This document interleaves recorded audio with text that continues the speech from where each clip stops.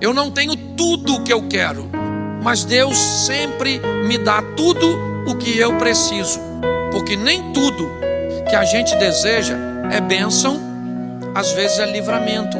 Eu aprendi a ser feliz não pelo que eu tenho, mas pelo simples fato de estar vivo, respirar, levantar da cama e poder recomeçar. Se você acordou hoje, você já tem motivo suficiente para agradecer.